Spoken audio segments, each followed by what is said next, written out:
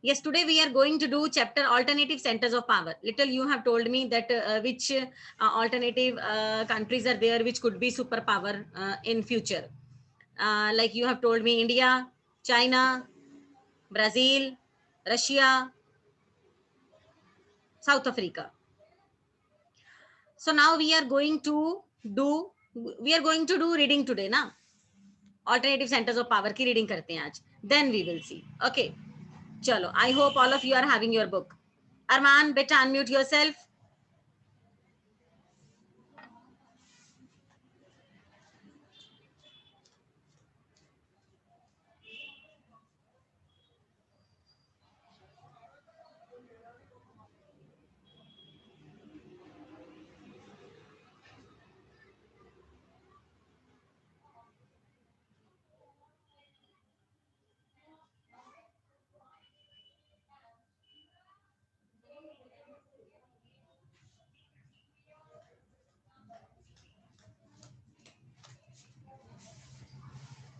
हाँ जी अरमान, स्टार्ट बेटा. Overview we have read, right? So next we will do reading.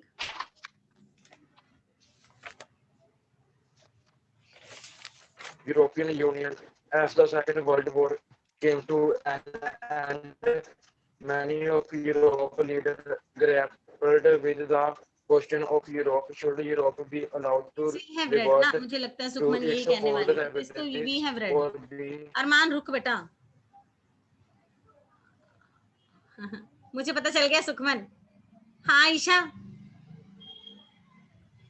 Ma'am यही बोलना था कि यहाँ से रीड कर लिया 53 पेज के सेकंड पैराग्राफ से कर चलो लिया. हाँ जी यूरोपियन यूनियन थोड़ा सा पढ़ लिया था. Yes, ma'am. दो यूरोपियन यूनियन और एशियान बड़े धड़ल्ले से बनी थी, बड़ी तैश से बनी थी. यूरोपियन यूनियन और एशियान. हाँ जी, सेकंड पैराग्राफ बेटा, पेज नंबर 53 पे आओ. Arman page number 53, last paragraph. Okay, now start. The EU. The EU has economic, political, and diplomatic and military influence. The EU is the world's second biggest economy with a GDP of more than $17 billion in 2016, next to that of the United States of America. Wait. Arman, wait. Let me clear this. Europe can pose a threat to the dominance of. Now he has read that the European Union has economic and political, diplomatic and military influence. ठीक है, और ये दुनिया में सबसे बड़ी economic थी, सबसे बड़ी ऑर्गेनाइजेशन थी. The EU is the world's largest economy with GDP of more than, ये आपने पढ़ लिया. जिनके पास पुरानी बुक है ना, पुराना डाटा लिखा होगा, तो you please copy from the new book, right? Than that of United States of America. अब ये मतलब EU जो था अमेरिका के काफी पास ही था. यूरोपियन यूनियन जो बना था अमेरिका को चैलेंज करने वाला था. अमेरिका से किसी बात में ये पीछे नहीं था. हाँ जी अरमान, और बताओ बेटा. इट्स करेंसी, यूरोपियन यूनियन की करेंसी थी. यूरोप की करेंसी क्या है? यूरो है ना. यूरोप की करेंसी यूरो. जशन शुरू करो बेटा पढ़ना. Its currency, the euro, can pose a threat to the dominance of the US dollar. क्योंकि इससे पहले यूएस डॉलर सबसे ज्यादा पावरफुल था, डॉलर की वैल्यू सबसे ज्यादा थी. बट यूरोपियन यूनियन जो नई ऑर्गेनाइजेशन बनी थी कुछ कम नहीं थी, चैलेंज करने वाली थी डॉलर को. यूरो और डॉलर सेम वैल्यू के होने वाले थे. हाँ जी.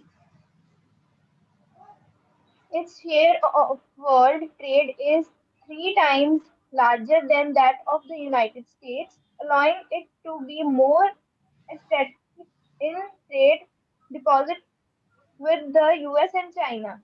डिस्प्यूट लिखा जशन, डिस्प्यूट लिखा. डिस्प्यूट मीन्स झगड़ा.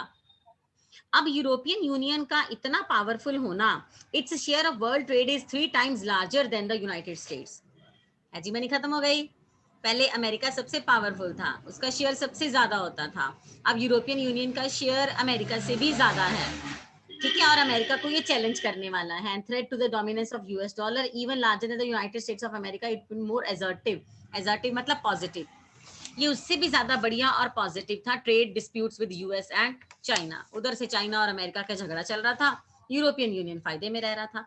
अभी तक आप लोगों ने पढ़ा कि यूरोपियन यूनियन के बड़े मजे हैं, उसकी बड़ी बल्ले बल्ले है, बहुत वाह वाह है यूरोपियन यूनियन की। इवन कि अमेरिका को भी वो चैलेंज कर रहा है, यूरो ने चैलेंज कर दिया डॉलर को। उधर से अमेरिका और चाइना का आपस में कुछ डिस्प्यूट चल रहा है, झगड़ा चल रहा है, और यूरोपियन यूनियन हेल्दी है, गुड है। हाँ जी जशन, फर्दर बेटा। Its economic power gives it influence over its closest neighbors as well as in Asia and Africa. Yes, its economic power gives its influence over its closest neighbor. इसकी जितनी economic power थी, पास पास वाले countries को उससे बहुत बड़ा फायदा मिल रहा था। पास पास वाले कौन से? एशिया और अफ्रीका को, यूरोपियन यूनियन से। हाँ मुस्कान। यस बेटा।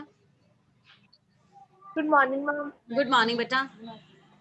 ये जो सारी बातें हैं ये कोल्ड वॉर की बात की है? हाँ बात की है, ये कोल्ड वॉर की बात की बातें हैं। हाँ जी दर्शन continue. It also functions as an important block in international transport. Wrong पढ़ लिया दर्शन, रॉन्ग पढ़ लिया, नीचे। Economic organization such as the World Trade Organization. हाँ जी, WTO हमारी सबसे बड़ी organisation, world trade organisation. It also function as an important block in international economic organisation such as WTO। पहले WTO पर किसका हक था? हक मतलब डोमिनेंस। WTO पर, वर्ल्ड बैंक पर, IMF इंटरनेशनल मॉनेटरी फंड पर अमेरिका का। लेकिन अब अमेरिका की डोमिनेंस खत्म हो गई, हेजीमनी खत्म हो गई। अब यूरोपियन यूनियन एक ऑर्गेनाइजेशन जो बनी थी वो अमेरिका को पीछे छोड़ने वाली थी। इवन के WTO पर भी अमेरिका को छोड़कर यूरोपियन यूनियन का कब्जा होने वाला था। मतलब स्टार्टिंग में तो आप अभी तक पढ़ रहे हो कि यूरोपियन यूनियन मतलब धुरंधर बंदा है, अमेरिका को चैलेंज कर रहा है। हाँ जी Jashan, then further. The EU also has political and diplomatic influence.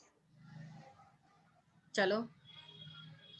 Two members of the EU, Britain and France, had hold permanent seats on the UN Security Council. बेटा योर 1 मार्क आंसर। देखो ये UN security council United nation की ही एक organisation है, ठीक है, और इसके परमानेंट मेंबर थे, योर 1 मार्क आंसर, फ्रांस और इंग्लैंड, ये दोनों इसके परमानेंट मेंबर थे। और EU has also political and diplomatic influence, और EU का पॉलिटिकल और डिप्लोमेटिक इन्फ्लुएंस बहुत ज्यादा था बाकी कंट्रीज के ऊपर। जो ये कर रही थी पूरी दुनिया EU को देख रही थी। हाँ जी अरमान बेटा कैमरा ऑन कर।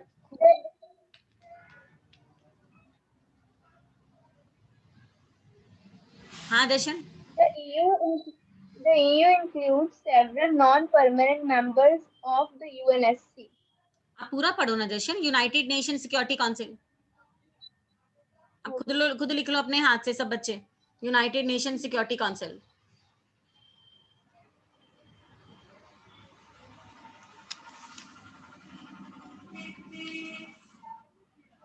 हाँ जी जशन। This has enabled the EU to influence some US policies, such as the current US position on Iran's nuclear program. तो European union includes several non-permanent member of United Nations Security Council. This has enabled the European Union to influence some US policies such as current US position on Iran's nuclear program. अब European union ने, ध्यान से मेरी बात सुनना, European union ने non permanent member को अपने साथ लिया, यूएस को इंप्रेस करने वाले हैं। यूएस की पॉलिसी चल रही है ईरान के साथ, न्यूक्लियर पॉलिसी चल रही है, यूनाइटेड नेशन उसमें अपनी टांग अड़ाने लगा है। हाँ जी then its use of diplomacy, economic investments and negotiation rather than the coercion.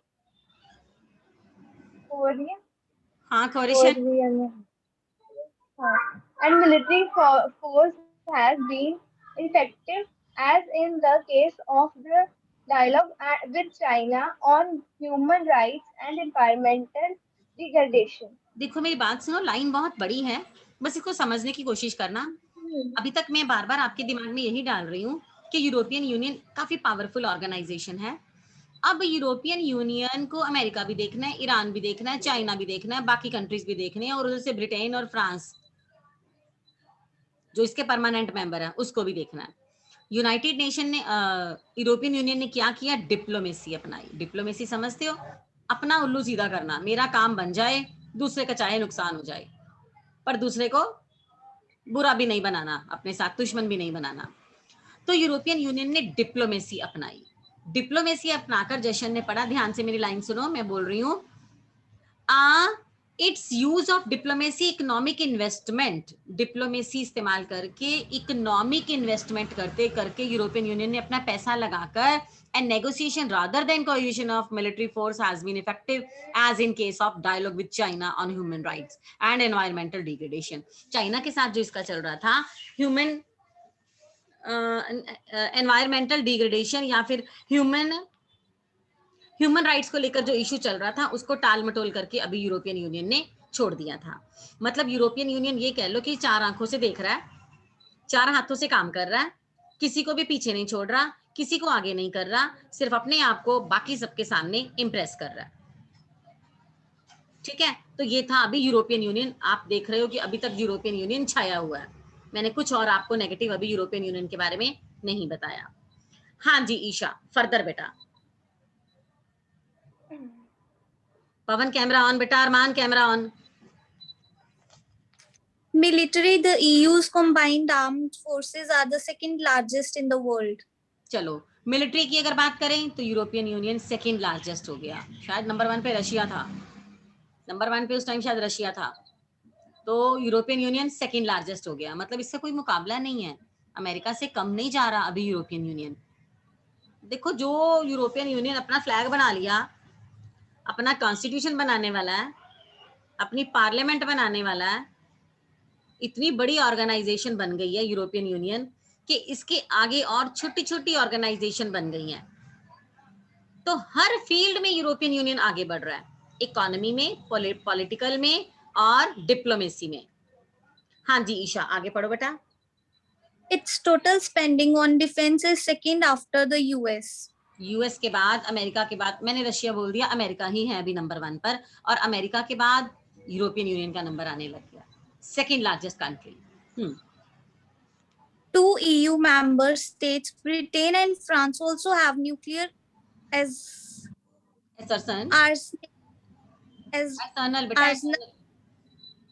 arsenals of approximately 550 nuclear warheads. चलो जी, ब्रिटेन, इसने कहा 2 यूरोपियन यूनियन मेंबर, ब्रिटेन और फ्रांस, ये परमानेंट मेंबर थे ना? ये परमानेंट मेंबर थे कि नॉन परमानेंट मेंबर? फ्रांस और इंग्लैंड, हाँ ये परमानेंट मेंबर थे। हाँ जी, दोनों मेंबर ने क्या किया? Also have nuclear Arsenal with approximately 550 nuclear warhead. It is also the world's second most important source of space and communication technology. एक एक पॉइंट अंडरलाइन करते जाना, एक एक बात अंडरलाइन हाईलाइट करते जाना कि स्पेस और टेक्नोलॉजी में भी यूरोपियन यूनियन अब सबसे आगे जा रहा था। Actually you have to solve 6 marks answer, आपको 6 मार्क्स आंसर करना है यूरोपियन यूनियन का, तो हाईलाइट करते जाना। हाँ जी, now Sukhman will read last paragraph. Supranational organisation, As a supranational organization, the EU is able to intervene in economic, political, and social areas. चलो जी, अब पॉलिटिकल, सोशल, इकोनॉमिक एरियाज में भी ईयू ने इंटरफेयर करना शुरू कर दिया। अब इसका हक बनता है, इतनी बड़ी ऑर्गेनाइजेशन है, इतना इसका धड़ल्ले से काम चल रहा है, many of the countries are impressed by European union, तो कॉन्फिडेंस तो आएगा ही। तो इसने हर चीज में, हर फील्ड में यूरोपियन यूनियन ने इंटरफेयर करना शुरू कर दिया। इंटरवेन मतलब इंटरफेयर। हाँ जी Sukhman. But in many areas, its member states have their own foreign relations and defense policies that are often at odds with each other. हाँ जी, but in the many areas, its member states have their own foreign relation. इसके member state जितने भी थे ना, member state मतलब European union के member countries, जितने भी थे ना defence policies that are often to odd with each other, उनके साथ इनके रिलेशन और अच्छे बनाने शुरू कर दिए। बाकी चाहे जैसे मान लो यूरोपियन यूनियन के 10 मेंबर हैं, वो 10 मेंबर की चाहे आपस में नहीं बनती है, बट यूरोपियन यूनियन ने उस 10 मेंबर के साथ और उन 10 मेंबर ने यूरोपियन यूनियन के साथ अच्छे लिंक बनाने शुरू कर दिए, क्योंकि फ्यूचर में सबको लग रहा था कि यूरोपियन यूनियन ब्राइट कुछ करने वाला है। हाँ जी Sukhman. Thus, Britain's Prime Minister Tony Blair was America's partner in the Iraq invasion, and many of the EU's newer members made up the US-led coalition of the willing, whereas Germany and France opposed American policy. Low ji, Britain के prime minister, Britain के president आ गए Tony Blair. अब जब England के prime minister आए Tony Blair,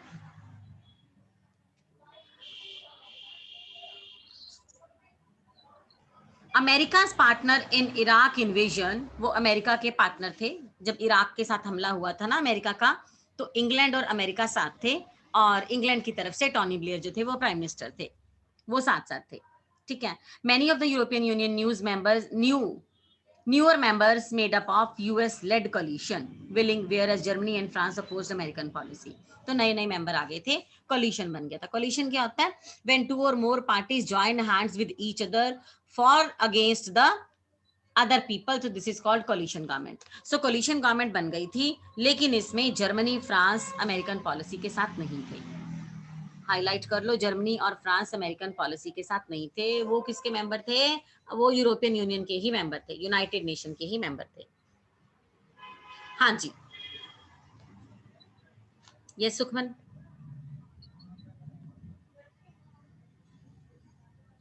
There is also a deep-seated Euroscepticism in some parts of Europe about the EU's integrationist agenda. इसको ना, इस वर्ड को हाईलाइट करो, इस टर्म को मैं समझाती हूँ। स्केप्टिसिज्म क्या होता है? यूरो स्पेक्टिसिज्म, इसको हाईलाइट कर लो, मैं समझाती हूँ क्या। This is also a deep seated Euroscepticism in some part of Europe about the EU's integration agenda. पढ़ दो सारा सुखमन, मैं बताती हूँ फिर क्या है। Thus, for example, Britain's former Prime Minister Margaret Thatcher kept the UK out of the European market. Denmark and Sweden have resisted the Maastricht Treaty and the adoption of the euro, the common European currency. This limits the ability of the EU to act in matters of foreign relations and defense. काफी कुछ पढ़ दिया सुखमन ने, मैं बताती हूँ। मैं आपको वो पॉलिसी बाद में क्लियर करवाती हूँ, यूरो स्पेक्टिसिज्म की पॉलिसी बाद में क्लियर करवाती हूँ। About the EU's integration agenda. This for example, Britain former prime minister, जो ब्रिटेन के पहले प्राइम मिनिस्टर थे टोनी ब्लेयर से पहले, Margaret Thatcher, kept the UK out of the European market. उन्होंने यूरोपियन मार्केट से, ईयू से अपने आप को, इंग्लैंड को दूर रखा था। डेनमार्क और Sweden resisted to maastricht treaty and adoption of euro. जबरदस्ती इनके साथ की गई, इनके साथ, डेनमार्क और स्वीडन के साथ, कि ये इनके साथ ही पॉलिसी को समाप्त करें और बना के रखें the common European currency. This limits the ability of European union in the act of matters of foreign relation and defence. इसके चलते था 1 मार्क आंसर के, किस चीज ने इसको लिमिट करा था? This limits the ability of European union to act in the matters of foreign relation. नहीं तो पता नहीं कितने फॉरेन रिलेशन कर लेता यूरोपियन यूनियन, ये तो पता नहीं यूरोपियन यूनियन कितना आगे बढ़ जाता, बस इस चीज ने इसको लिमिट कर दिया। अच्छा, ये फोटो देखना जरा, ऊपर कार्टून। मुस्कान कैप्शन पढ़ना। Observe this picture and Muskan caption पढ़ो।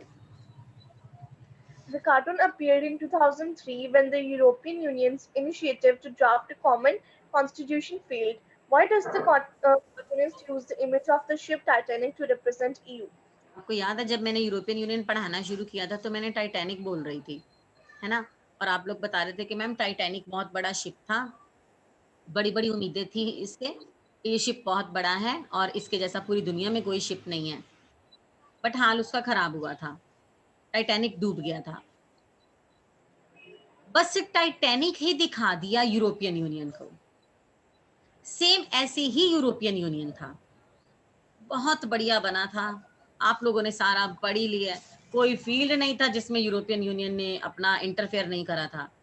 पॉलिटिकल, सोशल, इकोनॉमिक, डिप्लोमेसी अपनाई थी। यूरो इतनी बढ़िया करेंसी हो गई थी, अमेरिका का मुकाबला कर रही थी। यूरोपियन यूनियन ने अपना फ्लैट कॉन्स्टिट्यूशन पार्लियामेंट बनाने की तैयारी कर ली थी। यूरोपियन यूनियन ने काफी ज्यादा मेंबर कंट्रीज बना लिए थे, अपने साथ इनको मिला लिया था। यूरोपियन यूनियन की करेंसी का काफी ज्यादा दबदबा हो गया था। So many things you have done here. तो छोटे छोटे कंट्रीज में भी इसने इंटरफेयर करना शुरू कर दिया था। तो यही हाल टाइटैनिक का था। मैंने तो मूवी देखी है, रियल तो हमें नहीं पता, बट वो movie many times I have seen. इतना बड़ा शिप था वो कि कोई सोच भी नहीं सकता था कि इसका हाल ऐसा होगा। आज भी कहते हैं टाइटैनिक जहां पर डूबा है ना, उसके कुछ एक अवशेष अभी भी मिल रहे हैं। इतना बड़ा जहाज था। अच्छा, सो यूरोप, देखो टाइटैनिक बनाया, अच्छे से कार्टून रीड करो, योर 5 मार्क्स आंसर। मैं आंसर भी आपको लिखवा दूंगी। But here they have told us the Titanic ship as a European union. आप देख रहे हो फ्लैग, 12 स्टार बने, गोल्डन स्टार, यही हमने पढ़ा था ना उधर, 12 स्टार बने हैं। तो these 12 stars flag European union showed as Titanic. अच्छा, तो मुझे आप ये बताओ, पानी में चल रहा है, हाँ, तो ये आइसबर्ग्स क्या है? आइसबर्ग्स बने ना, बर्फ के पहाड़ बने हैं। बड़ा मुश्किल है यूरोपियन यूनियन के लिए चलना, बड़ा मुश्किल है टाइटैनिक के लिए चलना। हाँ, पहाड़ ना होते ना तो टाइटैनिक भी तो ऐसे डूबा था ना, आइसबर्ग से टकरा गया था और वो डूब गया। तो यूरोपियन यूनियन के आगे भी ये कुछ आइसबर्ग्स हैं। अब ये आइसबर्ग्स क्या थे? बस इन्हीं के साथ टकरा टकरा कर यूरोपियन यूनियन भी डूब गया। हाँ, बहुत अच्छा, बिल्कुल इसे शिप की तरह। बट ये आइसबर्ग्स क्या शो करते हैं? मुस्कान ने पढ़ा, the cartoon appeared in 2003 when the European Union's initiative to draft a common constitution failed। बस बना नहीं वाला था अपना कॉन्स्टिट्यूशन, बट फेल हो गया, इसका कॉन्स्टिट्यूशन नहीं बना। Why does the cartoonist use the image of ship Titanic to represent the European Union? अब आपको मैंने बता दिया, टाइटैनिक इसीलिए ही शो किया क्योंकि टाइटैनिक बहुत बड़ा शिप था, यूरोपियन यूनियन बहुत बड़ी ऑर्गेनाइजेशन थी। जो हाल टाइटैनिक का हुआ वही हाल यूनाइटेड नेशन मुझसे निकल गया, यूरोपियन यूनियन का हुआ। और आइसबर्ग जो इसके सामने आने वाली ऑब्स्टेकल्स थी। ये मैं आपको, इसके 3 क्वेश्चन निकलते हैं कार्टून के, that I will tell you. ठीक है, यूरोपियन यूनियन खत्म हो गया। अच्छा, आप मेरी ऑनेस्टली एक बात सुनो, this is little difficult to learn European union, क्योंकि इसमें काफी कुछ बता दिया हुआ है। We have spend 3 days to European union only. कोई बात नहीं, अगर आप कल कहोगे तो मैं कल का दिन फिर से लगवाकर आपको नोट्स दे दूंगी। मैं एक बार समरी की तरह, कहानी की तरह समझा दूंगी। और एक ये पॉलिसी रह गई है ना आपकी, यूरोस्पेक्टिज्म, ये भी मैं आपको करवा दूंगी। But make sure that all the things must be clear to you. कल हम ये क्वेश्चन 6 मार्क्स का कॉपी पे लिखने वाले हैं। Today we will not write anything. अच्छा, one more thing. Now European Union starts from your page number 52, right? Including introduction, but I have not made any point. So your homework only to revise European Union thoroughly, right? Arman beta camera on karo.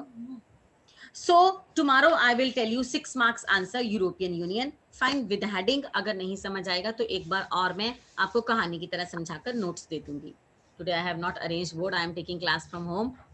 आज board नहीं arrange कर पाई मैं, तो tomorrow I will set all the things, नहीं तो फिर यहीं से बोर्ड निकाल लेंगे लैपटॉप से। तो then I will tell you, एक समरी की तरह, कहानी की तरह बना के सब बता दूंगी। यूरोपियन यूनियन कभी भी नहीं भूलेगा आपको। हाँ, कार्टून आपको समझ आ गया है, बट क्वेश्चन मैं फिर से लिखवा दूंगी एक बार, because you know you will not get the marks whatever you know, you will get the marks whatever you have written in the exams। अब आपको कार्टून समझ आ गया है, आपको पता चल गया ये शिप जो है टाइटैनिक यूरोपियन यूनियन है। यूरोपियन यूनियन का भी यही हाल हुआ था, बर्फ से टकराकर वो शिप टूट गया था, तो इसका भी यही हाल हुआ था, फेल हो गया था। बट जब तक इसे क्वेश्चन प्रॉपरली आंसर कॉपी नहीं करेंगे ना, we will unable to understand, right? हाँ बेटा जशन। मैम मुझे तो लास्ट वाली 2 लाइंस नहीं समझ आई। लास्ट वाली 2 थोड़ा लाइन सा नहीं समझ आई, डेनमार्क और स्वीडन वाली छोड़ दो, कोई बात नहीं, मैं कल दोबारा करवा दूंगी, क्योंकि टॉपिक है ही काफी ज्यादा कॉम्प्लिकेटेड। ये 1.5 पेज में, 2 पेज में यूरोपियन यूनियन के बारे में बहुत कुछ कह दिया हुआ है। इंग्लैंड भी ले लिया, अमेरिका भी ले लिया, फ्रांस भी ले लिया, एंड में जाके इन्होंने डेनमार्क और स्वीडन भी ले लिए। और 6 मार्क्स का इंपॉर्टेंट क्वेश्चन है, 1 मार्क ऑल्सो, 2 मार्क्स ऑल्सो। तो ये मैं कल फिर आपको नोट्स की तरह दोबारा भी करवा दूंगी, राइट बेटा? अगर कहोगे तो एशियान शुरू करेंगे कल, नहीं तो फिर कोई बात नहीं, यूरोपियन यूनियन चलने देंगे, ठीक है? चलो, now shall I wind up the class बेटा? हाँ मुस्कान, कुछ पूछना बेटा? You raised hand. मैंने अमेरिका तो ले लिया है। है, अमेरिका का ही था ना? अमेरिका, क्या? आपने अभी कहा ना कि अमेरिका भी ले लिया, डेनमार्क भी ले लिया, इंग्लैंड भी ले लिया। अमेरिका लिया तो नहीं, बट उसका देखा ना आपने, प्रेसिडेंट जो था अमेरिका का, पार्टनर जो था, इराक के साथ इन्वेजन कर रहा था, तो उसको अमेरिका लिया नहीं, बट उसके साथ काफी ज्यादा उसको इम्प्रेस कर लिया यूरोपियन यूनियन ने। ठीक है, इराक इन्वेजन में काफी ज्यादा उसका हाथ था। ठीक है, चलो, now I am going to end up the class and tomorrow we will read further if you will say, नहीं तो फिर इसी के नोट्स दे दूंगी यूरोपियन यूनियन के। ठीक है बेटा, चलो, थैंक यू बेटा, थैंक यू वेरी मच।